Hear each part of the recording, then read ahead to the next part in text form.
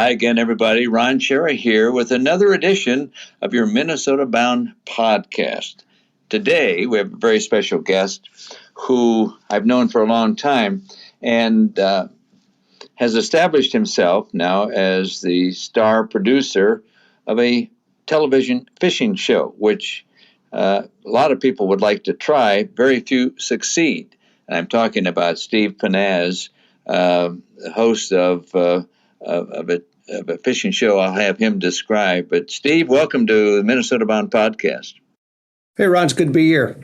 Well, listen, you've been involved in the outdoor business for a long time, but you got the idea to do a fishing show on television. Now,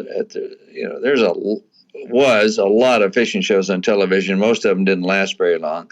What prompted you to even try this? Well, I needed to eat.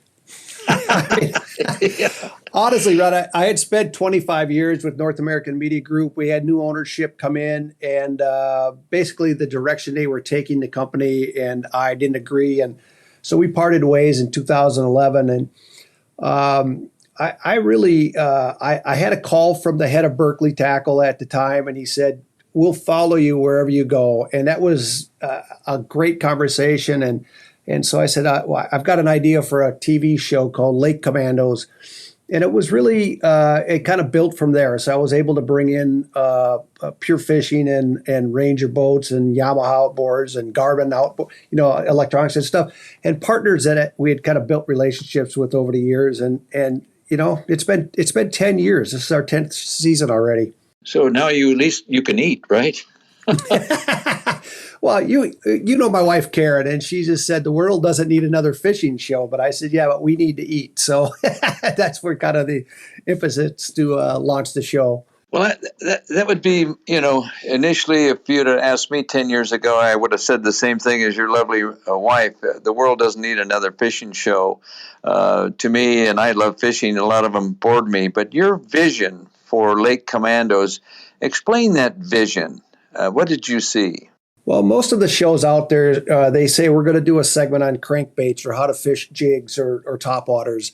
And that's not the approach that I wanted to take. I think the biggest challenge for anglers is to go to a body of water and learn how to catch fish that day based on what's happening on the water. So the whole focus of this was for us to go to bodies of water that we've never seen before or haven't fished in a number of years, and try to build a pattern blind. So I take a guest. Typically, they're guests like yourself who have been, expert anglers, and we try to fish against each other, not for the competition, but for us to kind of work harder to build the patterns. What do the bass want today? Why aren't the walleyes biting? What do we need to do to get crappie or salmon or pike or muskies or whatever? And it really comes down to, here's what we're seeing. Here's what we need. Here's the decisions we made, and here's the result. And I think people understand that what we're trying to do is difficult. We're going in blind, and when we do have success, they celebrate it with us, but they also understand, hey, I just learned something. And that's, I think, one of the things that's missing from a lot of fishing shows right now. Well, you're right. It sounds like kind of a risky proposition. I mean, if you're doing a fishing show, you got to catch something. And you and I both know there are days when I don't care, dynamite won't do it. Have you had any of those? Rob, we've done 130 episodes right now. And every morning when I get up to tape, and you know what it costs to put together a show like this. You've got expenses to get there. You've got your staffing and you've got the camera and everything. We've been successful probably 99% of our shows. And I can't say I would have been able to do that 25 years ago, but I think that after years of travel and years of spending time with some really, really good anglers, I think I've learned how to pattern fish. And if I can't figure it out, my guest can typically. And one way or another, we get it done. Steve, I really appreciate your Lake Commandos vision here because there's a lot of fishing shows out there. There were, and most of them were boring. And I love fishing, but it was like, watch me catch another bass for 25 minutes. Or I've often said you could have the most interesting person in the boat, two people in the boat, but the star of the show was so busy catching bass, kissing them, whatever. You never heard much about the other person who could have been, very interesting. Anyway, as you mentioned, education was often not emphasized very much in these shows, and you certainly took a different approach, and I applaud you for that. Thank you. The other thing, Steve, is that there's great risk getting into television to begin with. What would you say to a young fishing stud right now who thinks they're great on camera, etc.? Go for it or forget it? That's a tough question, Ron. I don't get that one near as much as I used to, and I'm sure you've been asked 100,000 times as well. I think linear television is going to be here for a while, if not a long while. But I do think it's important to recognize that social media and the YouTube channels and things are still an easy entry into it to find out if you have what it takes to make it work and not have a big investment. I'll tell you, when we bought our first HD camera back when we were airing on ESPN, I mean, it was $92,000 or $94,000. And the videotapes were $50 for 30 minutes. I mean, it was very expensive for us to go tape anywhere. And nowadays you can buy a GoPro or some other camera for $300-400, and you've got an HD camera that's in pretty good shape. And the gear is so much easier to use than it used to be. The editing systems are so much easier. And I think the entire population is much stronger in terms of production. We've seen that with TikTok. We've seen that with YouTube and a lot of the stories on Facebook.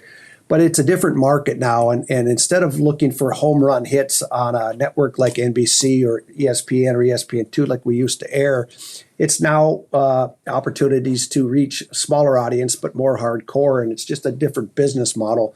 But I would say there's a lot of people out making it now, especially young women, which I think is fascinating and fantastic because there's some very, very avid anglers out there, and there's some very, very avid hunters.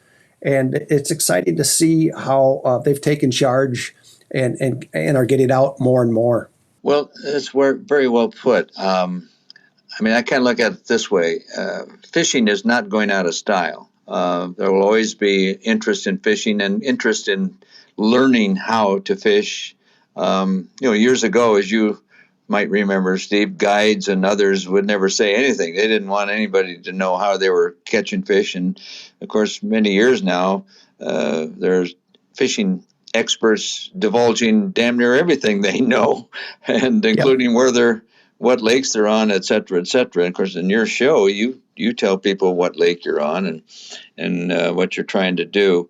And of course, the Lindners, I think, broke a lot of ground with their high education emphasis, and they do it very well. You, however, with your Commandos, take another approach. It's educational, but it's something that all anglers can relate to because you're going to a lake that you don't know, but also, as you know, every day, even if you go to the same lake, every day can be a different puzzle to solve, right? Yeah, and I think one of the keys to success is every time I wake up to do a shoot, I have butterflies in my stomach. Is it going to happen today? And the other thing is when you're fishing new bodies of water, you're able to make smarter decisions based on what you're seeing. So if I'm fishing, say, Lake Independence, where I live, and I've got 30 years of history on it, and I go out there and I say, hey, I'm going to fish crappies, I'm going to run out to a certain spot or spots and target them with lures and baits that I've used in the past. And if they don't work, which is sometimes the case, I'm lost because you get mired in tradition. Fishing new bodies of water allow us to approach with a clean slate, make good decisions based on what we're seeing in terms of water clarity, wind conditions, weed growth, time of year, and if they're biting or not. And so we're not spending too much time in the wrong spot, or we're not making good decisions. And I think if other anglers embrace the fact that you could target new lakes and go out there and just learn how to fish that lake, you're going to find yourself having a lot more confidence to make moves on lakes that you're familiar with. We're visiting today with Steve Pennaz, host, producer of the very popular Lake Commandos fishing show. And Steve, I'm going to follow up on that question about your strategy going to a new lake, but we're going to take a break first because we have a word from our new sponsor, Hewitt Docks. Hewitt Docks, Lifts, and Pontoon Legs began in a small south-central Minnesota town with a mission to make dock install and removal easier by inventing the Roll-A-Dock. Well, now the company has evolved to provide everything you might need to improve your lake time. In addition to the classic Roll-A-Dock or the new Ultra Dock system, Hewitt offers all-terrain staircases, gangways, canopies, and lifts, along with any accessory you might need. Celebrate 50 years of business with us. Go to HewittRad.com to enter for a chance to win a free dock and monthly prizes. Hewitt Docks, Lifts, and Pontoon Legs. Work hard, play harder. You deserve a Hewitt. Thousand Hills Lifetime Grazed. Thousand Hills Lifetime Grazed Beef. Grass-fed beef right here in Minnesota. You know, we make a career talking about clean water, native habitat, and some of the best environmental practices. That's exactly why I'm so excited about Thousand Hills. You know, it is locally raised beef done differently. You see, Thousand Hills uses what is called regenerative agriculture to raise their cattle. Those beef cows, they graze in fields of wild grasses, and they move between a lot of different fields of grass. It is a sustainable ecosystem free of synthetic fertilizers and chemical herbicides. It's a system of agriculture that promotes clean water, natural grasses, and the best beef you've tasted. It's beef raised the right way. You can check out Thousand Hills Lifetime Grazed grass-fed beef to understand their regenerative agricultural practices and fall in love with Thousand Hills beef. Hey, thanks for sticking with us here for the Minnesota Bound podcast. We're visiting today with the host producer of a very popular Lake Commandos fishing show, Steve Pennaz. Steve, you're a Minnesota guy. That's how you and I know each other. But you were talking about going to a strange lake and even going to a familiar lake and then maybe fishing memories that doesn't work. So kind of take me step by step when you first look at a strange lake. What are you looking for? I think one of the first things I look at is the water clarity. If you've got water that is very turbid, say you got 3-4 feet of water clarity, that tells me where the weed growth is typical to end at somewhere between 7 and 10, 11 feet. And so automatically I can cut off a big chunk of that lake just because I know that the majority of the fish that we're going to be targeting are going to be somewhere near that weed line.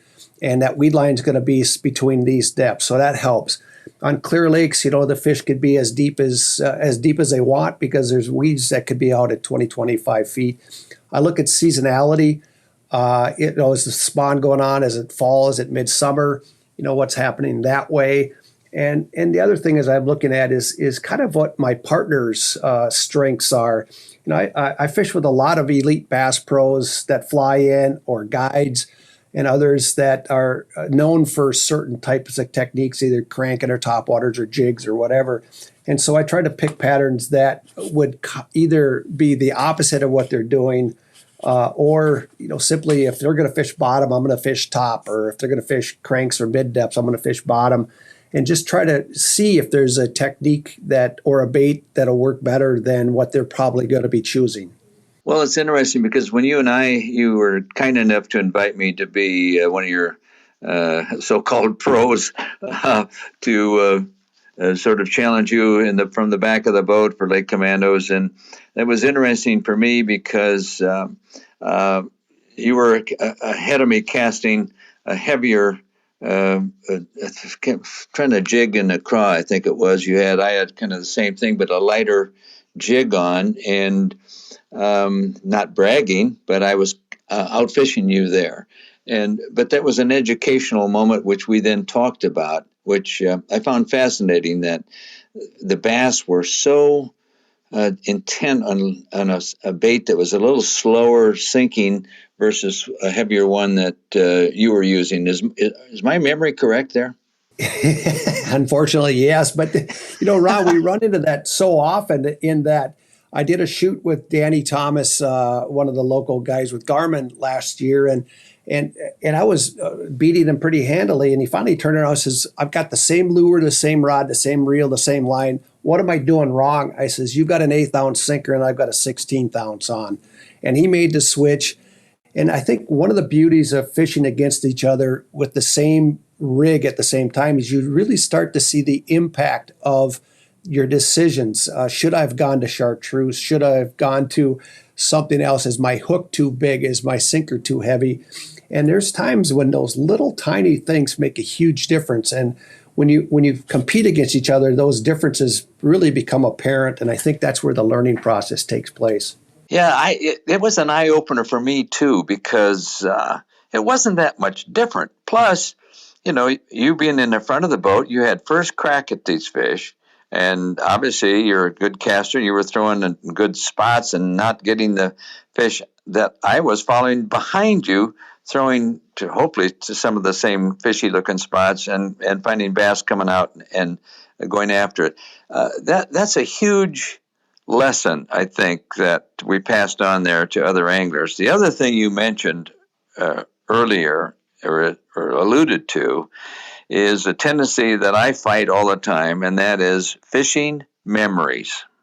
How do you fight that? Well, I think you make a commitment. I've seen so many anglers jump in a boat together, and say you and I are going to go fishing, and we both put on a live bait rig for Mille Lacs walleyes or something. We both put on a leech, and we've got a 4-foot leader, a 5-foot leader, and a this and that. And we've found so many times out there that if you go out there and use different presentations, if you're going to use a leech, I'm going to use a crawler. If you're using a fathead, I should use a sucker minnow. If you're using white, I should use black.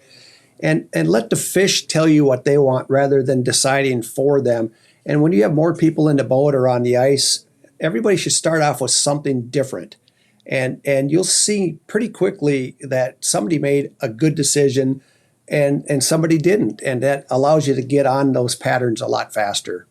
I had a lesson this past summer, which I'll never forget, and that is I had a couple of walleye enthusiasts that bought my fishing trip, so to speak, a charity deal, and I took them to Mille Lacs.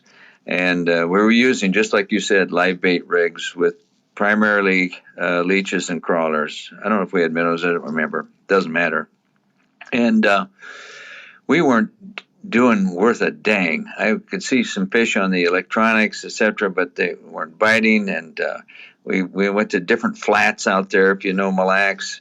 And then we came along one flat, I think it was 8 Mile Flat, and there was a father-son, young son, maybe 12 years old, anchored or spot locked there. And as we approached them, they're yanking in walleyes, and I mean, just sometimes doubles. And we had at that point one fish. So I get as close to them as I dare.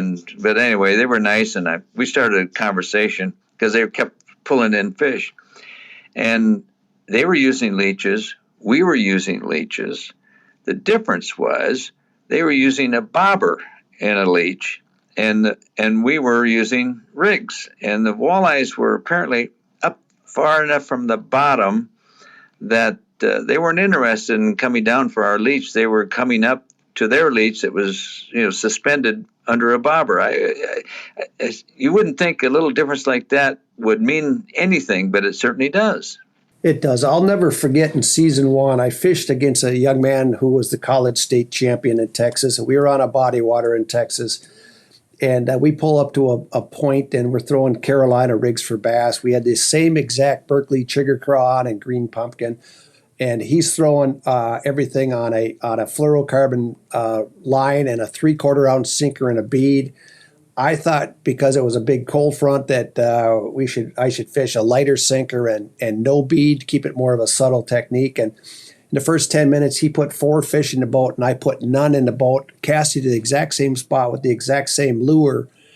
And I turned to the camera and said, I don't know why the fish don't like what I've got, but I switched from a braided main line to fluorocarbon. I put a 3/4 ounce sinker and a bead on, and I caught one on my first cast. And I think that if you run into situations where things aren't working, you really do need to start tweaking, because the fish will bite typically. You just got to make good decisions. Yes, these lessons seem endless, Steve, because fishing is, as I tell people, every day is a new puzzle to solve. And sometimes you solve it, sometimes you don't.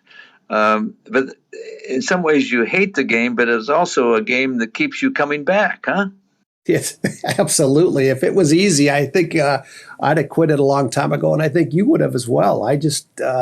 I'm fascinated, because every time you think you know enough to be dangerous, you get thrown on your tail. Well, there are days I wish it was a little easier. Steve, I have to take a short break again, and we'll get back to you. We're talking with Steve Pennaz, host, producer of the Lake Commandos television show. And we'll be back after these words from Minnesota Propane Association. The Schara family enjoys spending a lot of time outside. Hence, we care what goes into our environment. That's why we support propane, the energy for everyone. Did you know that propane produces fewer greenhouse gas emissions than electricity generated on the U.S. grid? Propane's emissions are 43% fewer. That's a lot. Propane is clean, dependable, and affordable. Plus, it's produced right here in the USA. Let's all do our part to reduce emissions from our homes, cabins, and businesses by choosing propane, the right energy right now. To learn more about propane, the energy for everyone, go to propane.com. Hey, folks, I get a chance to talk about Kinetico, my favorite water softening system. The water quality that you get in your home, either for washing clothes, taking a shower, or I have a special Kinetico system leading to drinking water in my kitchen sink, is the best. In my own situation, my home was on a river. The water was iron stained. It smelled awful, if you know what I mean, and it stained everything, including the sink, including the bathrooms, etc. After we went for Kinetico, all of that went away. Today, our water is as good as you're going to find in a plastic bottle in the grocery store. So I urge you to check out Kinetico systems. You won't be disappointed, and for sure, you're going to have the best water possible. Kinetico, give them a try. Hi there, Ron Schara here for Star Bank. If you're putting your money into mega banks down the street, who knows where that money's being used? Bank locally. Keep your money local with a community bank that actually cares about you, your family, your business, and your goals. Check out the bank we use at Minnesota Bound. Try Minnesota's own Star Bank. You can find them online at starbank.net. When you call Star Bank, you actually hear a real living person answering the phone. Star Bank has 10 convenient locations around Minnesota to serve you and all the mobile banking products that you need to manage your money. Check out all that Star Bank has to offer at starbank.net. All right, we're back again with another final segment of the Minnesota Bound podcast. Thanks for sticking with us here. We're talking with Steve Pennaz, host producer of the very popular Lake Commandos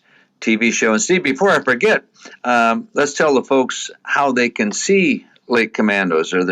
Is there a couple of networks or ways they can do that? Yeah, we air Sunday mornings 10:30 and 4 other air times a week on Outdoor Channel. And we're also available online on myoutdoortv.com. In fact, we have our entire library on myoutdoortv.com. So it's been popular there. In fact, I've been blown away with how many minutes have been downloaded in the last year. It's an incredible. It's just been fun to watch that. How about YouTube? Are you on YouTube? No, we don't go to YouTube simply because the network has licensed our footage and our shows, and so we have a YouTube channel, but it's not current with current shows. All right. So you've got a couple ways to see Steve in action there, and I'd urge you all to give it a try. You're going to learn something and have some fun too, fishing with Steve and his guests.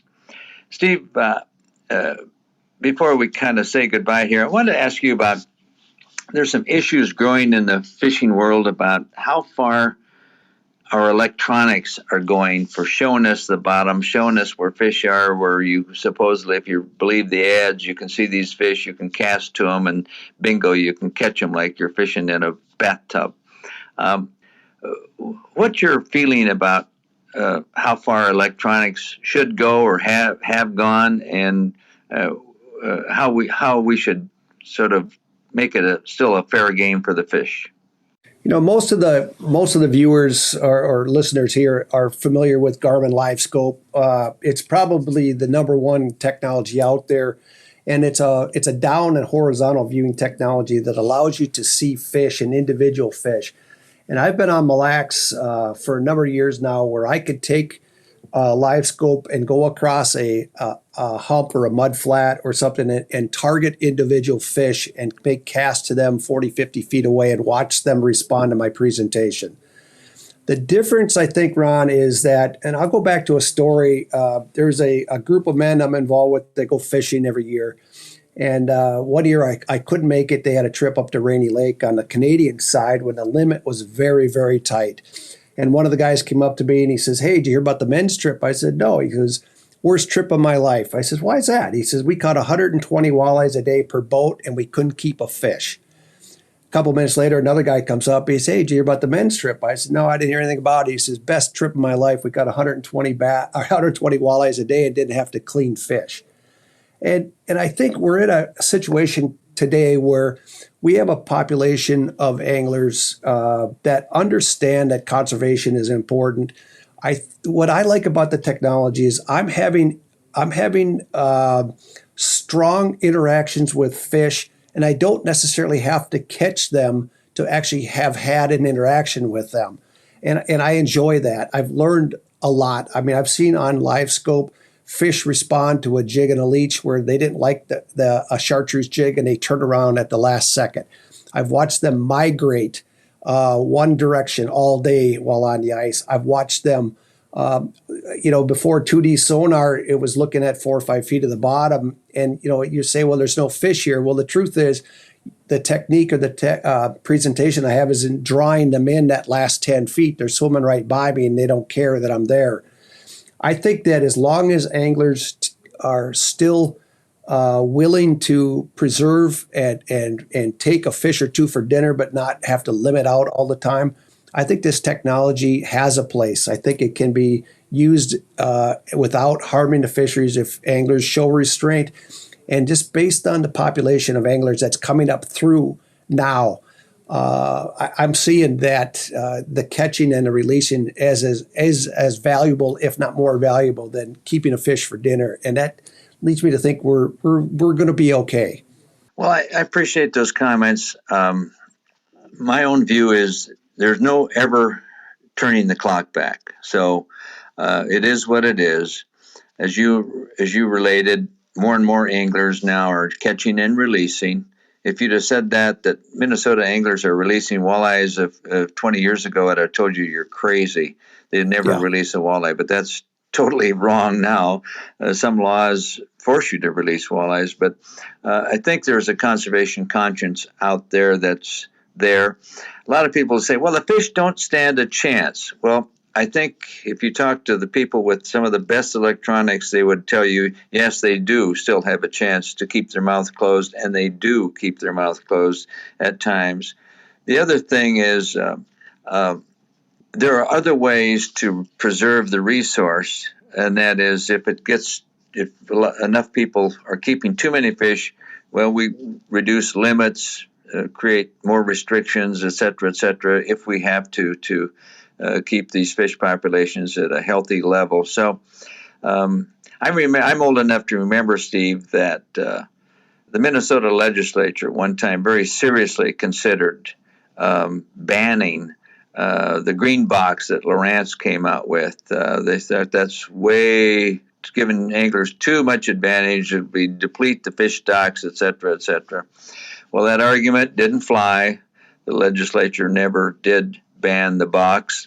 And of course, now a lot of the people who wanted to ban the box, they'd roll over in their grave if they saw what's happening now. But I still think the same, that you can't turn the clock back. And like you said, the electronics adds to the enjoyment of fishing. Doesn't mean you're going to kill a bunch of more fish. It just adds to the enjoyment. So anyway, those are my thoughts, Steve. Yep, I agree with you, Ron. And, GPS was another discussion not that long ago, maybe 15, 20 years ago as well. And, it's just one of those things that as we continue to move forward in technology, it's going to either be embraced or not. But I just think the average angler really does embrace it. Well, Steve, I'm about ready to say goodbye. I really enjoyed our chat and certainly congratulate you on your success with the Lake Commandos television show. Thank you very much, Ron. So with that, say goodbye to Steve Pennaz, Lake Commandos TV show. Enjoyed always loved to talk fishing with anybody, especially people like Steve. And so before we say goodbye to the Minnesota Bound podcast, I want to thank our sponsors here, Minnesota Propane, Hewitt Docks, Connecticut, my favorite water, Thousand Hills Lifetime Grazed, and North Dakota Tourism, and my favorite bank, the Star Bank folks. So with that, thank you for listening. We'll be back next time with more Minnesota Bound podcast. Don't forget to introduce a kid to the great outdoors. I'm Ron Schara.